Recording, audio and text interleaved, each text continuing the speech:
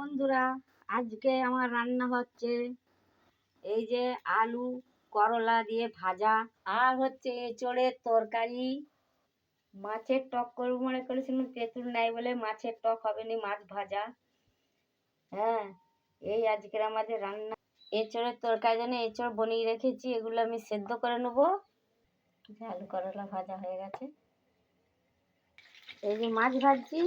যদি আমার এই রান্নাগুলো ভালো লাগে, একটা করে অবশ্যই সাবস্ক্রাইবার করবে, লাইক দেবে, হ্যাঁ, কমেন্ট করে জানাবে আমার রান্নাগুলো কেমন লাগছে, ভালো না খারাপ। এই যে মাছগুলো সব ভাজা হয়ে গেছে, এবার আমি একটা একটা তুলে নেবো। তেঁতুল নাই বলে একটা টক হবে নি, নাহলে তেঁতুল দিয়ে টক করতাম। মাছ ভাজা কমপ্লিট হয়ে গেছে, এরপর আমি এঁচোড়ের তরকারি চাপ।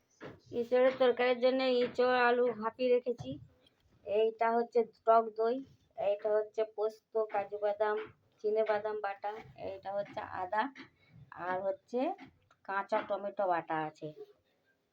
এঁচোড়গুলো আগে ভেজে নিচ্ছি, এঁচোড়গুলোকে মাছ ভাজার মতো ভেজে নিচ্ছি, দিয়ে আস্তে তুলে নেবো। দেখো বন্ধুরা, এঁচোড়ের তরকারি বসাইছি, কেমন ভালো লাগছে নাকি আমাকে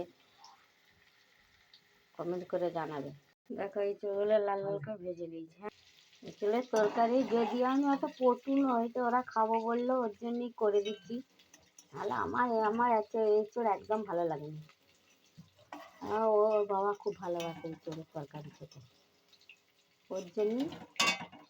এঁচোড় ভাজা কমপ্লিট হয়ে গেছে, এরপরে আমি আলুগুলো ভাজছি। এই যে এঁচোড়ের তরকারির জন্য ফোড়ন দিয়েছি, ছোটো এলাচ, লবঙ্গ, দারচিনি, শুকনো লঙ্কা, জিরে, তেজপাতা। এরপরে মশলাগুলো তুলে দিয়েছি, এবার নাড়াচাড়া করছি।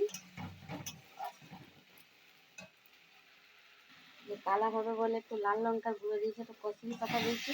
এরপরে নাড়াচাড়া করে নিচ্ছি ভালো হবে। এরপরে দেখো এইটা কষিয়ে নিচ্ছি, দিয়ে তেলটা ছেড়ে এলে এরপরে টক দই একটু দিয়ে দেবো। টক দই দিয়ে দিয়েছি, দিয়ে একটু নাড়াচাড়া করে নিচ্ছি।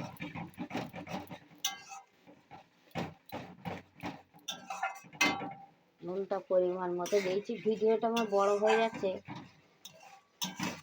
টেনে না দিয়ে পুরো ভিডিওটা রান্নাটা দেখবে, এবার খেয়ে দেখবে, দারুণ লাগবে খেতে। এইভাবে এঁচোড়ের তরকারি বানিয়ে খেলে দারুণ লাগে, অথচ নিরামিষ করবে, দারুণ লাগে। একটু গরম মশলার গুঁড়ো দিয়ে দিয়েছি, খেতে দারুণ লাগবে। এতে একটু সস দেবো,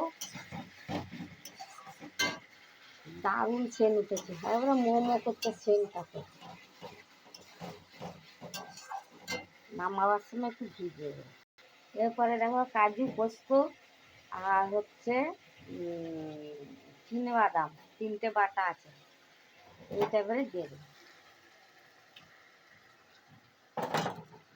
আর এই উনুনটায় দেখো ঘি গোলানো হচ্ছে, ঘরের গরুর সরের ঘি। এরপরে দেখো এটা নাড়াচাড়া করে দিচ্ছি, দিয়ে গ্রেভিটা তৈরি করে আর এই সবগুলো দিয়ে দেবো।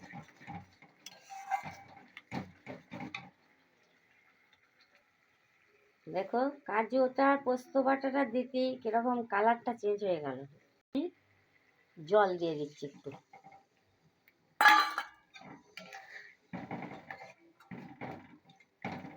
জল দিয়ে নাড়াচাড়া করে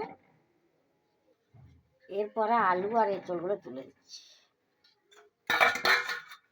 দেখো ওইবার ভুজ লোঘারের মতন করা হয়েছে ইয়েটা, এঁচোড়টা লক্ষ্মীকান্ত যেমন রান্না করেছিল সেই রকম করে দিয়েছি।